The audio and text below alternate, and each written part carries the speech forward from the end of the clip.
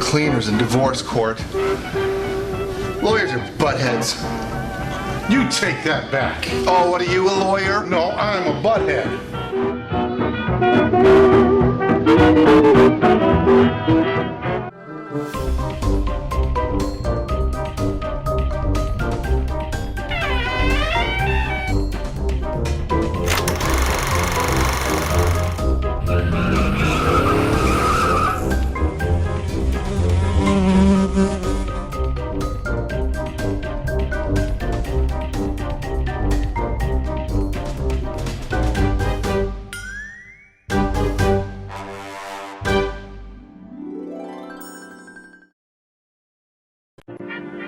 Hello there, I'm Holly, and welcome back to another Weirdness Really Bad Movie Show. And I'm Dave, and thanks for joining us again as we're here and share our public domain TV shows along with our own original comedy sketches. And by classic TV, he means cheap. Well, cheap would be one way to look at it, Holly. Really, what would be another way to look at it, Dave? Well, another way to look at it would be public domain. Oh, well, in that case, it's not cheap. That's what I was telling you. It's free. Anyway, we also bring you a classic kids serial, and today we have an episode of Clutch Cargo. Ooh, and Clutch Cargo starts this 5-part episode, The Friendly Headhunters. Friendly headhunters? Well, those aren't easy to find. I would think not. So, what is our television episode today? Well, see, I got an idea from this email that we received. Now that surprises me. What, that I got an idea? No, that you can read. But go ahead and read the email anyway. All right, okay. Dear Holly and Dave, the way you two banter and argue, you guys remind me of Mr. and Mrs. North. Are you two married? As a matter of fact, we are. That's right. Just not to each other. That's right. So your idea is to show an episode of Mr. and Mrs. North? No, my idea is to show an episode of Mr. and Mrs. North. Well, he does listen like a husband. What did you say? Thank you for proving my point. We better take a break and then get right into this week's show. Well, really, what did you say? Thank you again. We'll be right back.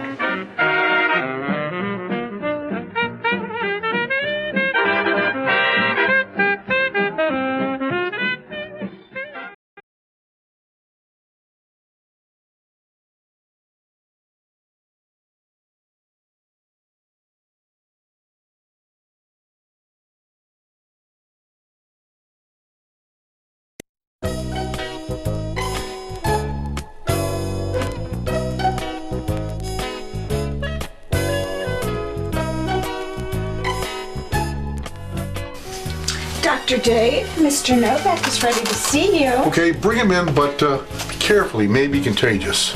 Yes, Doctor.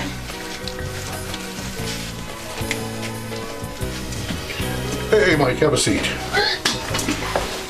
Okay, so tell me, how you feeling, Mike? Well, if I was feeling good, Doc, I wouldn't be here. Yeah, I see what you mean. You're welcome. Yeah, just what I thought. What is it, Doc? It is the worst case of swine flu I have ever seen. No.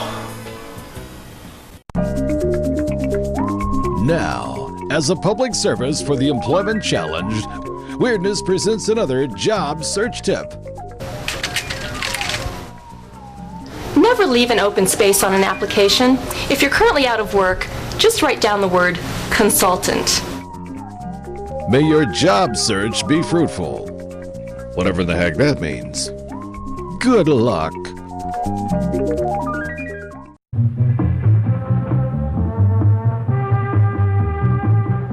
Hi, and welcome to an episode of Clutch Cargo. Starting in the late 1950s, material was needed to help fill time for local kids' programs in every market. Cambria Studios helped fill the void by producing serialized action adventures. Now, these 5-part stories were essentially animated storyboards with filmed lips superimposed over the cards where the mouths would have been drawn in. Clutch Cargo was the first of these action adventures, and this is episode number 1 of Clutch Cargo, part 1 of The Friendly Headhunters.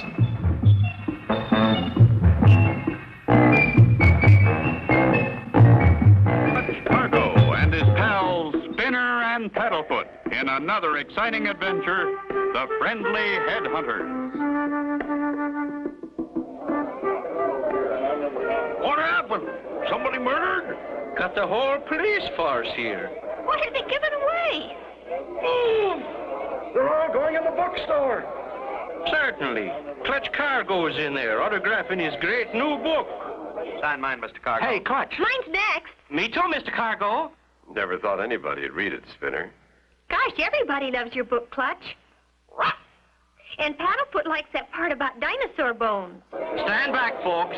Make room for Tom Page, Mr. Cargo's editor. Here I am. Hold everything, Clutch. What's wrong, Tom?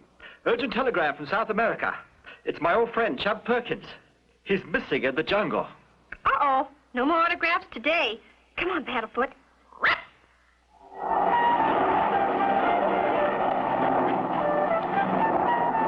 How'd Mr. Page's friends get all the way down in the Amazon, Clutch? Chub Perkins and his daughter have a jungle plantation for the wilds of the Amazon. I hear it's fabulous. Chub Perkins lost in that great big jungle. How'll we ever find him? Chub's wandered off before. It's his daughter Mary that worries me. I sent her a wire. We were on our way. All passengers, please fasten seatbelts. Plane arriving at Belém. Hang on, Spinner. Here goes. Think it'll fly? Clutch and Company rent an old jungle crate and head for the deep, dark interior of the Amazon and Chub Perkins plantation.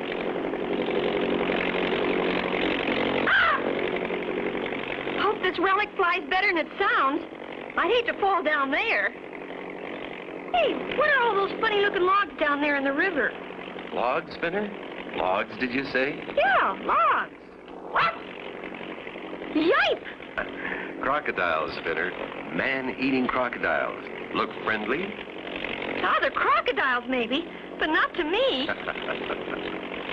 As Clutch and Company fly deeper and deeper into the Amazon, let's go on ahead and see what's taking place at Chub Perkins' plantation. Whiplash, I want to talk to you. I'm not doubting you, Whiplash, but are you sure there's been no word from Clutch Cargo? No, Miss Mary. I've been your daddy's plantation foreman for 25 years. I wouldn't fib to you. I know from his adventure book, Clutch knows all about this Amazon country. He could find Daddy. Don't look like this Clutch Cargo fella's gonna show, Miss Mary. Well, I can't wait any longer. I'm going out looking for Daddy myself. You stay here and look after things, Whiplash.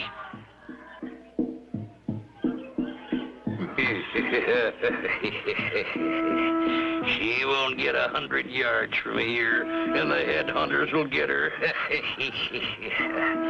Oh, it's a pity I had to tear up that message from Mr. Cargo, but business is business. And now with Miss Mary out of the way, the Chub Perkins plantation is finally mine. All mine. Careful, Miss Mary. The jungle holds many dangers. Be sure to tune in for the next exciting episode with Clutch Cargo.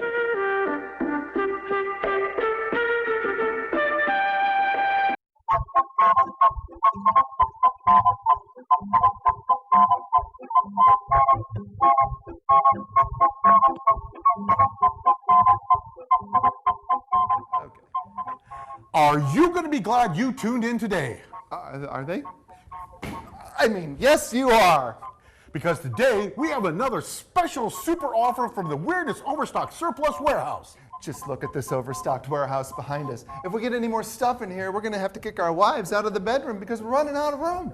And darn if I'm going to give up my half of the bed. So tell me, like, what overstock surplus item do we have today? Haha, pretend cell phone batteries. That's right.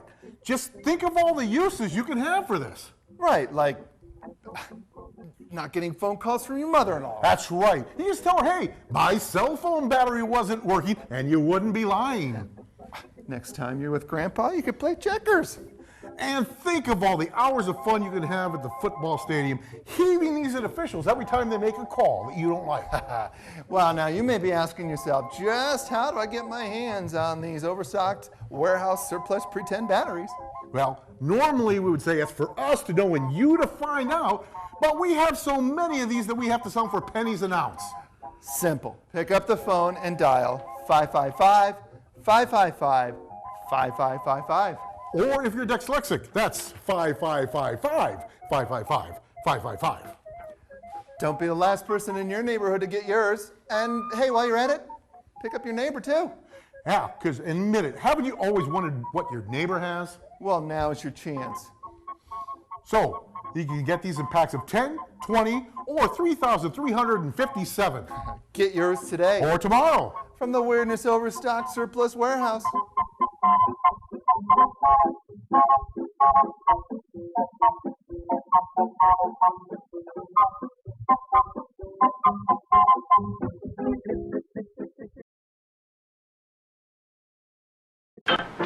Well, it's time for our TV episode today, Mr. and Mrs. North. And our episode today is Quick and Deadly. The characters are Pam and Jerry North. He is a publisher, and their friends and travels usually lead them to do some amateur sleuthing, and always solving the puzzle. Now, Mr. and Mrs. North started out as a short stories in New Yorker magazine, which the stories were combined into a book called Mr. and Mrs. North. That led to a series of novels, and in 1941 to a Broadway play, which in turn became a film in 1942. And when the year became a play and went to Broadway, it also started as a radio series which ran for 14 years on 2 different radio networks. And in 1952, it came to television, and that's which episode we are showing today. The episode from January 26, 1953. Holly, why do you keep moving from one place to another so fast? I'm just doing the quick part of the title of our story. Well, at least you're not doing the deadly part. Oh, don't worry, Dave. That part's coming. Hurry up and roll the film, Eugene.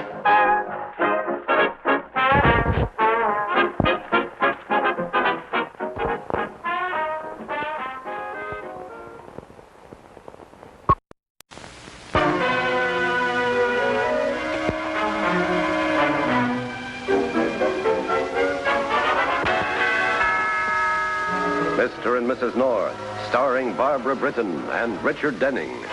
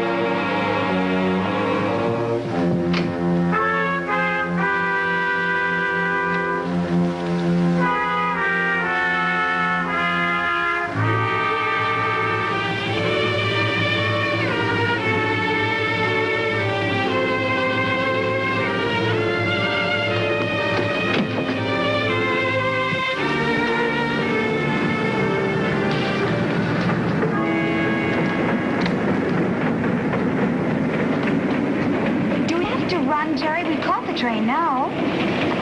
Oh, this is our compartment, isn't it? Number 7? Not quite. This is the right room, but it's the wrong car. You sure this isn't our room? Yes, darling, I'm sure. Look, here are the tickets. See? Wrong car. Now, come on, let's get started. I want to get settled before this trip is over.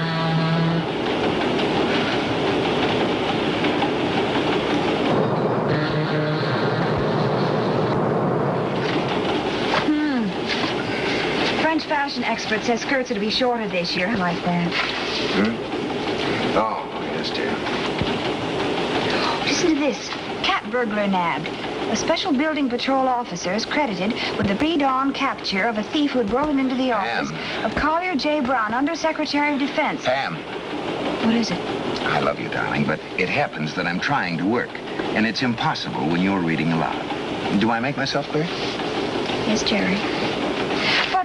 But what? Oh, I thought maybe you were tired of your work. After all, we spent the whole weekend in Washington with the senator's memories, and frankly, Jerry... Frankly, Pam, I have a publication date to meet.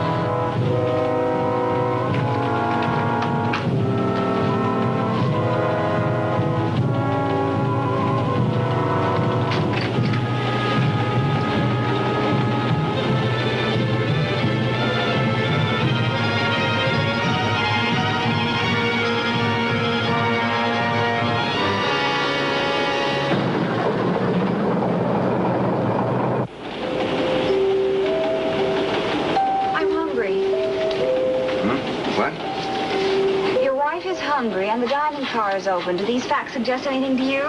Oh, of course. Why don't you get some dinner, darling? And bring me back a ham on rye and some coffee,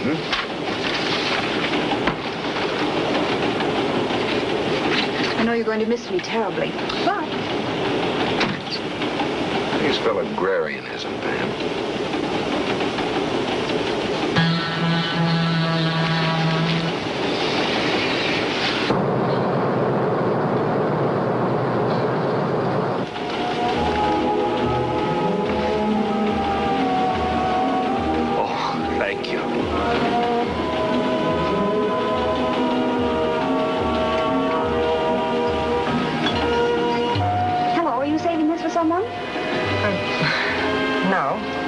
I sit down? I hate eating alone, don't you? Alone? Well, yes and no.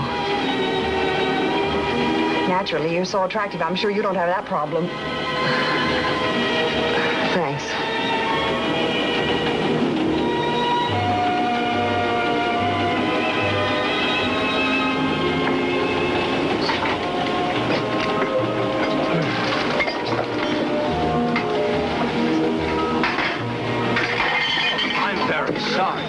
Isn't that clumsy of me? The car lurched. It's all my fault. I'm terribly sorry. That was awfully clumsy of my friend. I lost my balance. You must be sure to let me pay the cleaning bill, of course. Maybe even buy you a new dress. I'll take that bag. This is yours, madam. I'm very sorry.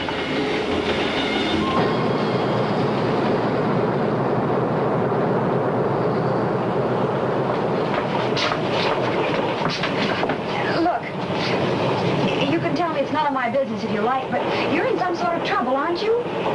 Trouble? Why, no. Well, are men always throwing food into your lap so they'll have an opportunity of going through your handbag? Because that's what that act was about that those two just put on in the dining car. I'm sure you must be mistaken. But it's kind of you to be so concerned about me. Suit yourself. But don't be in a rush. took out of your bag because I got it away from him before he had a chance to get anything. Thank you. Can I get this door for you?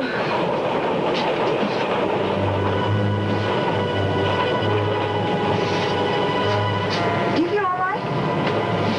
What is it? I do feel a little faint. Have you got a handkerchief?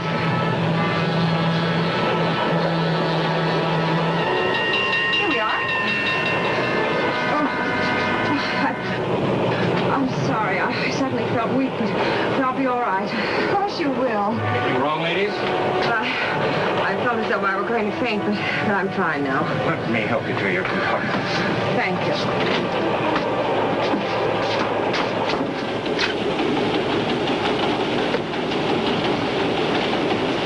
There you are, miss. Thank you. I'm feeling better already. I'll be glad to stay with you if you like. I think I would like that. All right, I'll be back as soon as I take Jerry a sandwich. If you need anything at all, just ring for the porter.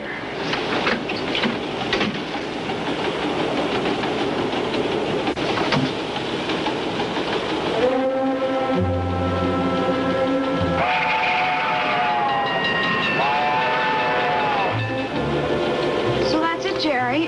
Now I'm going to go and keep that poor girl company. Well, that is, if you don't mind. Mine? No, not at all. Right now I'm traveling through outer Mongolia with the senator. There's no country for women. That's good. See you later, Jerry.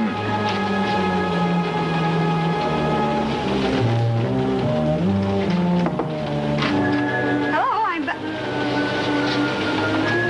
Oh, I'm sorry. I must be in the wrong No, I'm not. What happened to the girl who had this compartment? Girl? Did you have a girl in here? Well, how long have you been in here? Why, since we left Washington. Obviously, you've made a mistake.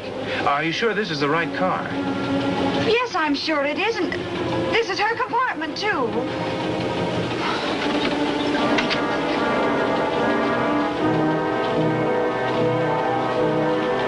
The gentlemen are correct. They've occupied that compartment throughout the trip. Now, if you'll excuse me, Now, just a minute. You mean to tell me you don't remember not 10 minutes ago in this very vestibule? I've just been telling you I don't recall any fainting girl. I don't remember helping you with anyone, sick or well, male or female, into that compartment.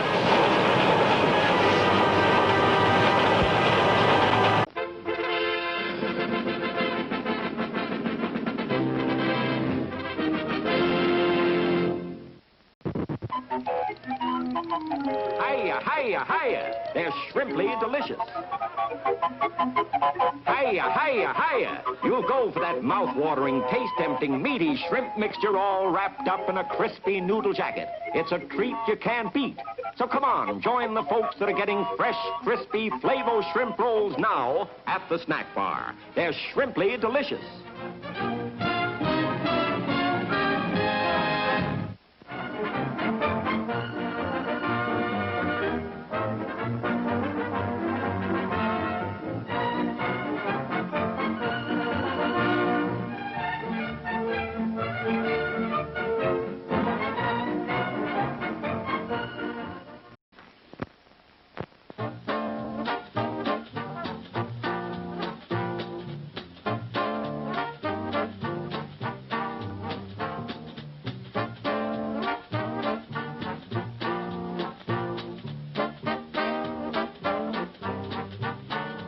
Hot chocolate with a magical flavor you won't be able to resist. At our refreshment stand now. Sauce, a pinch of salt, a touch of Parmesan grated cheese, mozzarella cheese, a little oregano, and into the oven it goes. Presto, a delicious pizza. So what'll it be, folks? Cheese or sausage? Enjoy some delicious Talona pizza now.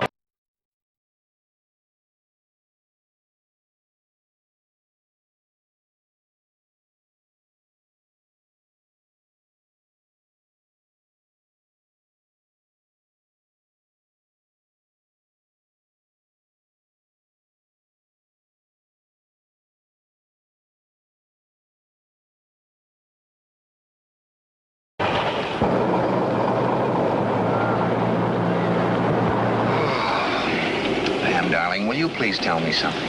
How is it you can always manage to come up with some deep-dyed, mysterious problem no matter where we happen to be? How do I know? You make me sound like Typhoid Mary or something. Typhoid Mary? You know, she probably wasn't a bad sort at all. If I'd met her while I was still a bachelor... Look, are you going to sit here brooding over your lost opportunities, or are you coming with me? Coming, beloved.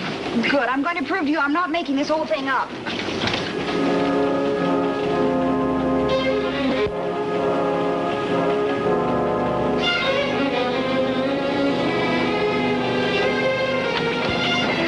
But, Jerry, can't you see he's not telling the truth? Someone's... Excuse me?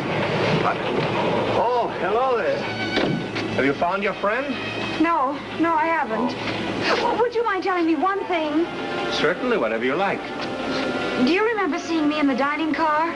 Oh, what a question, of course. I'm a little nearsighted, but such a pretty girl. Thank you.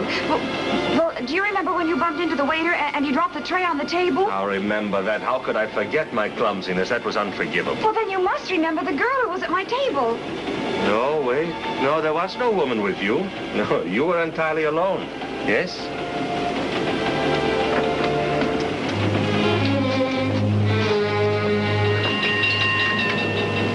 What are you so happy about?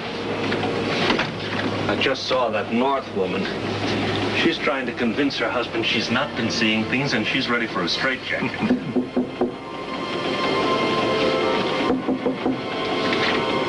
Oh, come in. May I speak to you a minute? What's troubling you? That North woman in the next car. Oh, what's the matter? She can make an awful fuss. I've been wondering if it wouldn't be wise to tell her about the girl. No, the Secret Service doesn't operate that way. We've captured a foreign agent on the train tonight, but we're not going to broadcast that fact by telling every featherbrained housewife who's interested. You briefed the waiter, didn't you, what he was to tell her? I just don't want any trouble, that's all. There won't be any trouble. That Secret Service can't handle.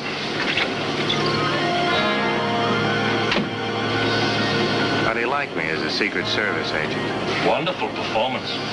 I was impressed.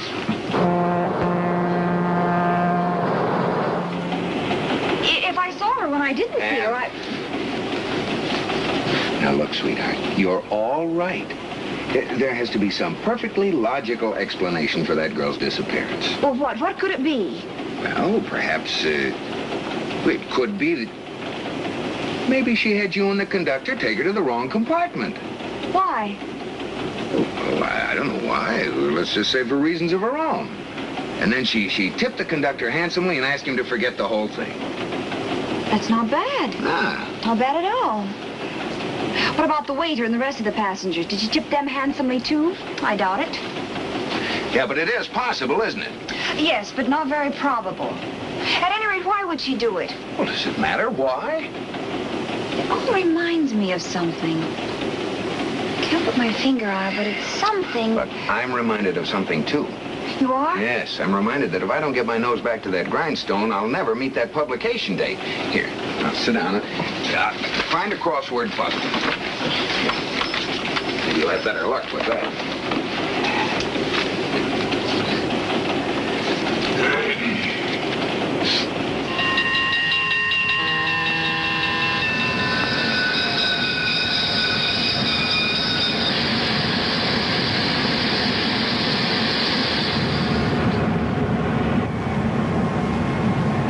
Jerry, look. For heaven's sakes, what is it? Out there. That was a coffin. So? I'll bet anything that she's inside of it. Ooh.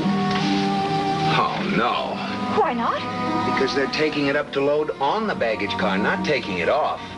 Want any other reasons?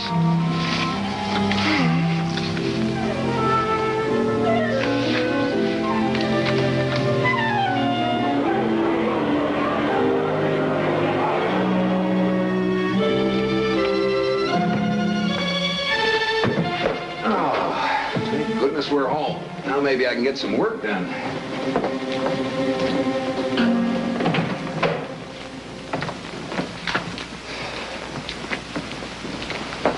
Did they miss us? They didn't say. Cold as a fish. I believe that's the expression. Oh, now look, sweetheart. I waited at the train gate patiently with you until even the porters had gone home. Now, can't you accept things the way...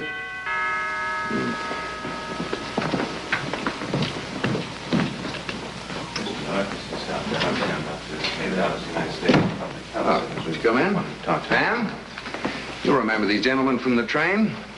This is Dr. David Ennis of the United States Public Health Service and his assistant, Dr. Huntley. Yes. How do you do? They've come to see us about your disappearing friend. How do you do? Public Health Service? Doctors? Oh, wait a minute. Now I know what I've been trying to remember. The Paris Exposition. What on earth? I think I understand. Yes, I too remember the legend of the vanishing lady at the Paris Exposition. Well, that's the story I've been trying to remember. You do understand now. You mean that girl on the train had the bubonic plague? Oh, no. Yes. We were fortunate to catch it at a very early stage and to isolate her before everyone on the train was exposed. Oh, my goodness. This young lady is now in a hospital, and her chances for recovery are really quite good. Mrs. North, there's no reason for you to be alarmed, despite the fact that you were the only person on the train directly exposed. A nurse will be here within the hour with proper inoculations. You have nothing to fear. That's a relief. I want you both to go into the bedroom and undress. Undress? I must have everything you had with you on the train tonight. Everything. It's really quite simple. We'll have all your things decontaminated and returned to you intact by tomorrow morning at the latest. I see. Is all this really necessary? It's a routine precaution, but a very important one. I would say the sooner the better, Mr. North. Yeah, well, in that case, if you'll just make yourselves comfortable. Come on, darling. Thank you.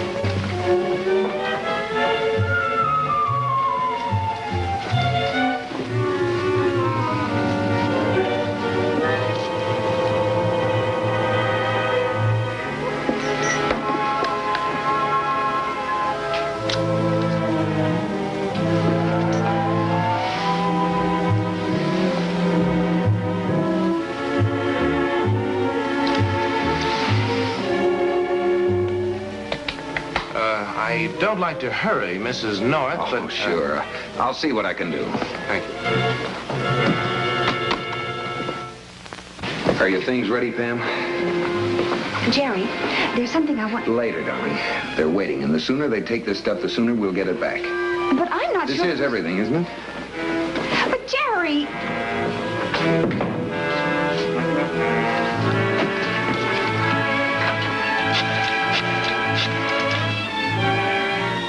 Information? Will you please give me the telephone number of the United States Public Health Service? Now, you will be careful with that manuscript, won't you? We'll get it back to you in tip-top shape, Mr. North. Good night, and thanks for your cooperation. Thank you. Good night. Night.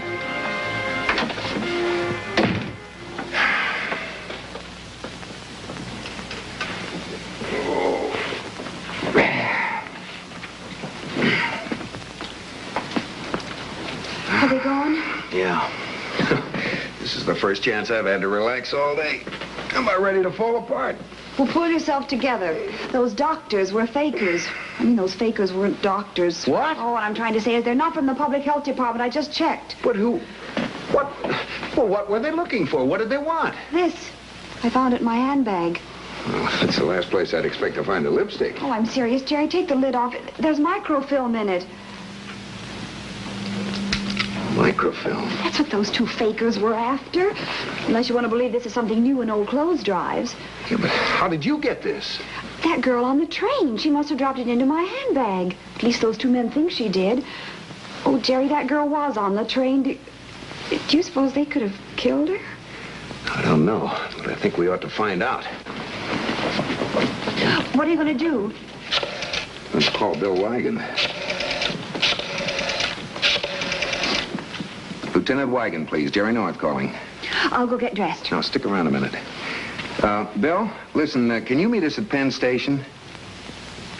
No. I want you to check compartment number... Compartment number 7, car 1074, Capital Clipper. Hey, you got that? Yeah, that's right. Look, Pam thinks the girl who occupied that compartment may have been murdered. No, I think she's right this time. Look, Bill, we'll meet you there and tell you the whole story, okay? Right.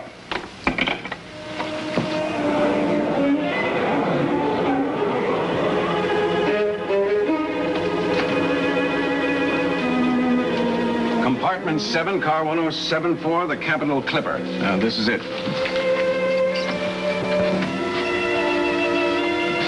All right, check that.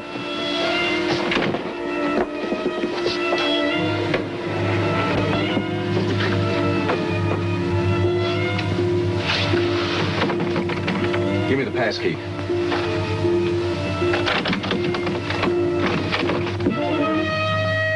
Deader than yesterday's newspaper, all right.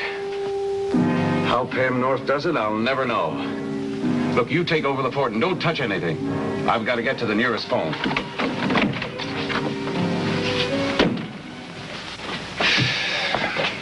I'll probably never see those galley proofs again. And after all that work... Forget about your old galley proofs. The important thing is... Bet you don't make any noise, Mrs. North. Inside, quickly.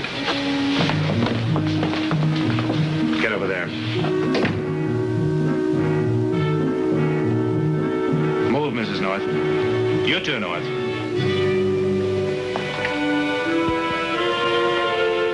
I'll make it brief, Mrs. North. One woman has already died because she wouldn't produce that roll of microfilm we want. You understand? Yes. Good. Then give me the film. I don't have it. You're wasting my time, Mrs. North. We know you were the only person on that train Andrea contacted. You're too foolish to be a spy, and we didn't find the film among your effects. So you must have it. Get over there, away from your husband.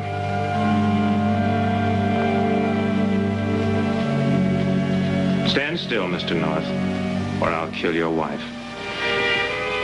Eric, the purse. Watch him.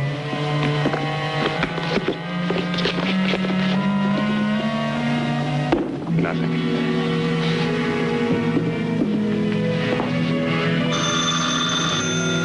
Let it ring.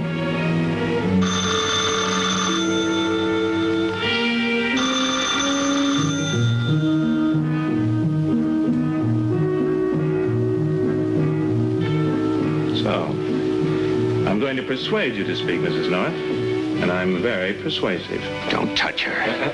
If you move again, Mr. North, Eric will shoot you. Essentially, I'm not a barbaric man, Mrs. North. But that roll of film means a great deal to my government. So we'll just see what price you and your husband put upon your government secrets.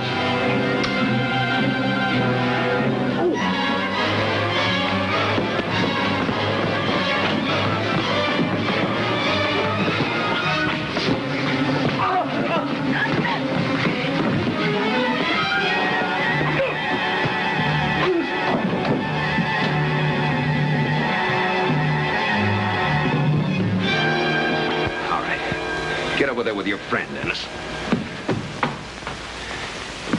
Jerry, you were wonderful. It's nothing, darling. Nothing any red-blooded American boy couldn't do.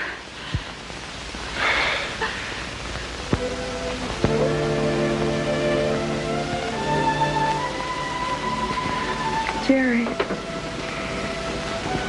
Jerry, can't we put the senator to bed for tonight?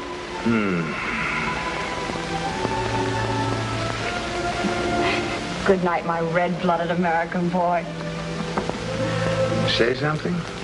Directed by Ralph Francis Murphy. A John W. Loveton production. Produced by Federal Telefilms.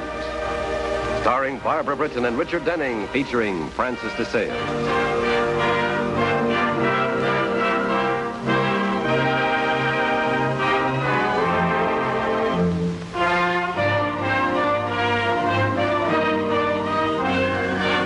Been a film presentation. The Weirdness Really Bad Movie sadly presents the Weirdness Thought of the Week. Be careful with water. It's full of hydrogen and oxygen.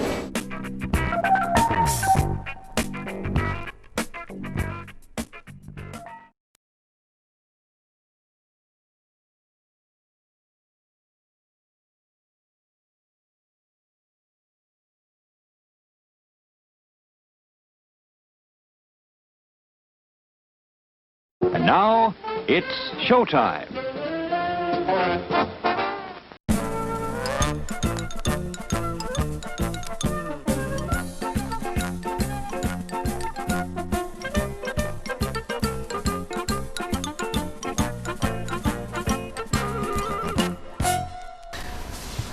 lot of people really don't understand what I do as a psychiatrist. This is how I explain it. Neurotics build castles in the sky. Psychotics live in them. Psychiatrists collect the rent.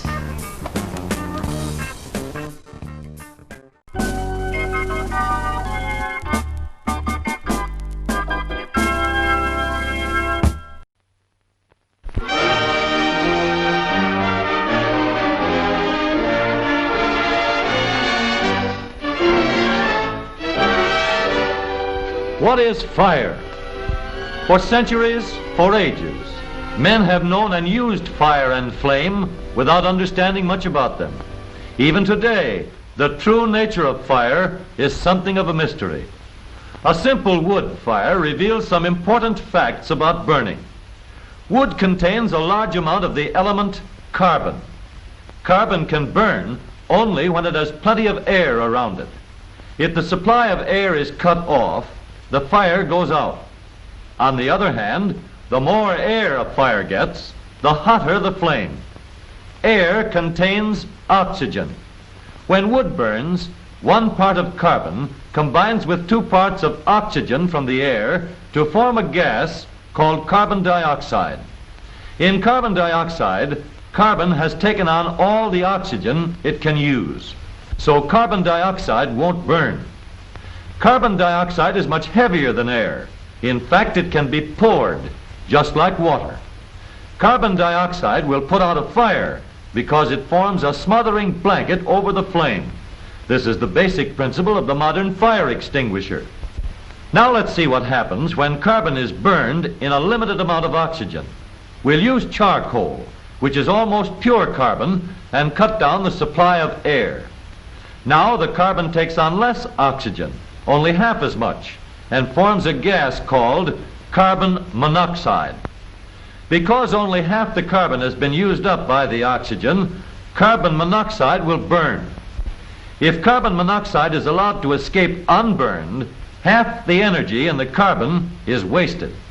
So the efficiency of a fire can be measured by the amount of energy it wastes in carbon monoxide. The more efficient a fire, the less carbon monoxide it produces.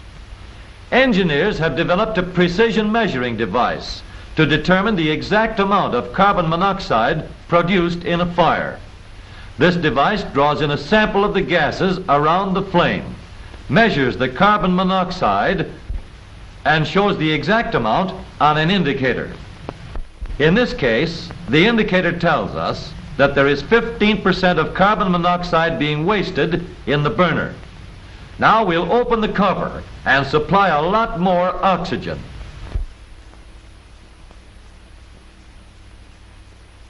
The carbon burns completely and the fire is hotter. When we draw another sample from our testing device, we find that the amount of carbon monoxide has been cut down to as low as 5%. The carbon is combining with all the oxygen it can use. Engineers call this complete combustion.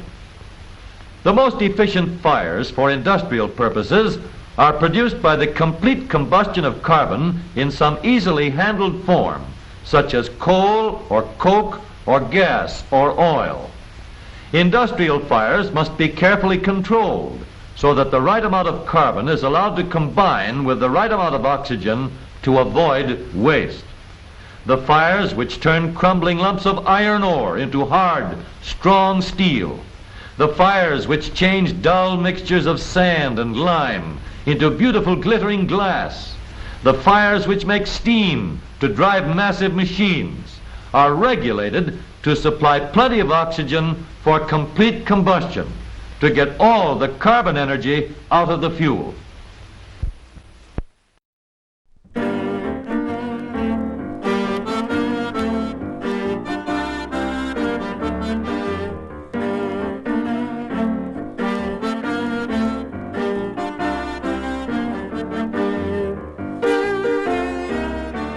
So what automatic surplus that? Let's try it again. Ding, ding, ding. Ding, ding, ding, ding.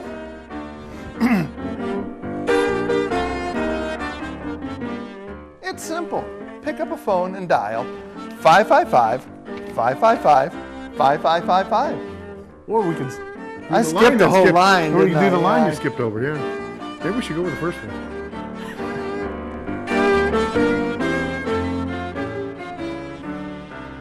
Yeah, I can Ready to see get it hurt now. again? Thank God you're really not doing that. Okay.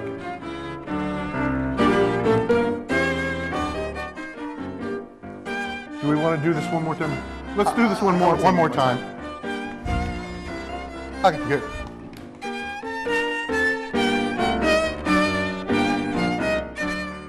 One more time. One more time. One more time. Oh, the other one. One more time. Yeah. Ha! Here we go.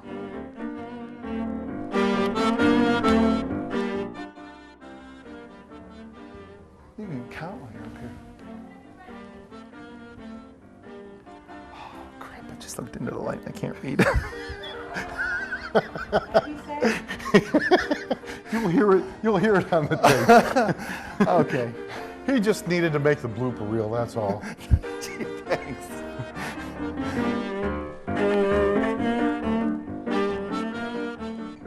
All right. Now I lost my mind. Straighten up, young. You lost your mind? You've never had one since I've known you. Who needs a script? Okay, we're done. Ready?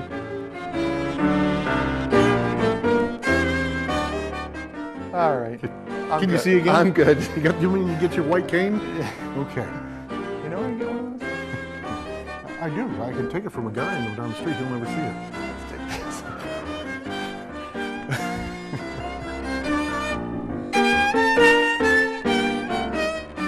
Oh, think of all the hours you can have fun down at the.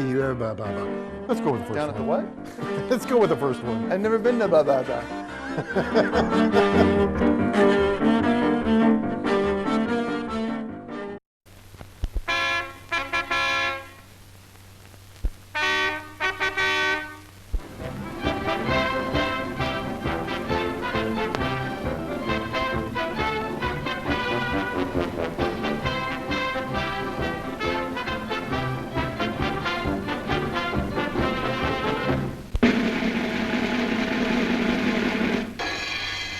The gigantic Norris Dam comes through the winter a step nearer completion.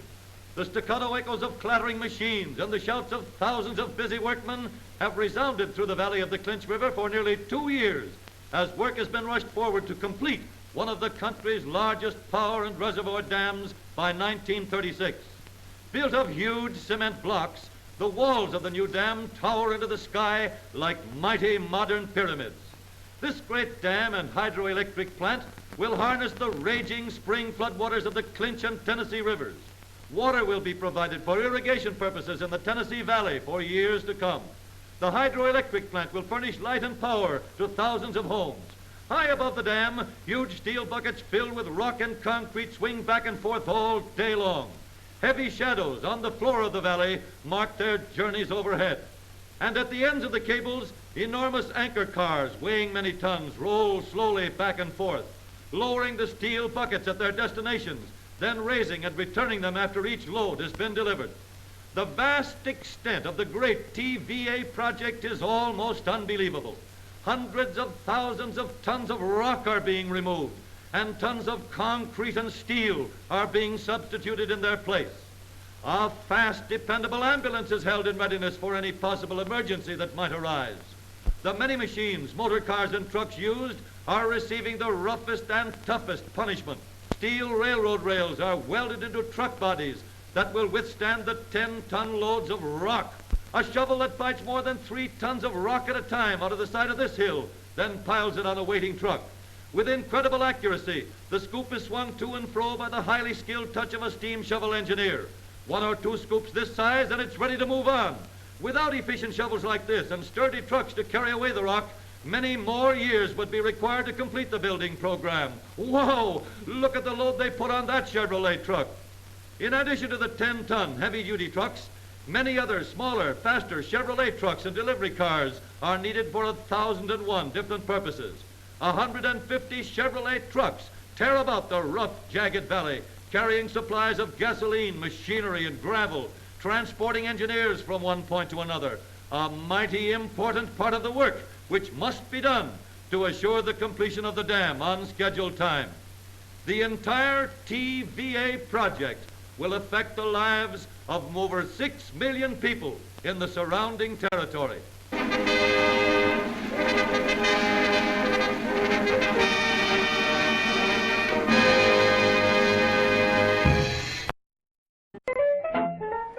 Well, it looks like that's all the time we have for the Weirdness Really Bad Movie Show.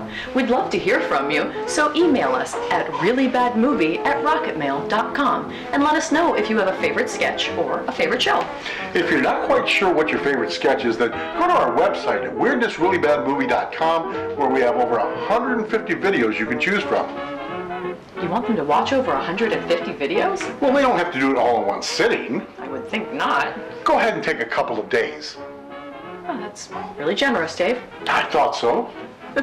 And keep up with what we do on Facebook by going to facebook.com/TWRBM.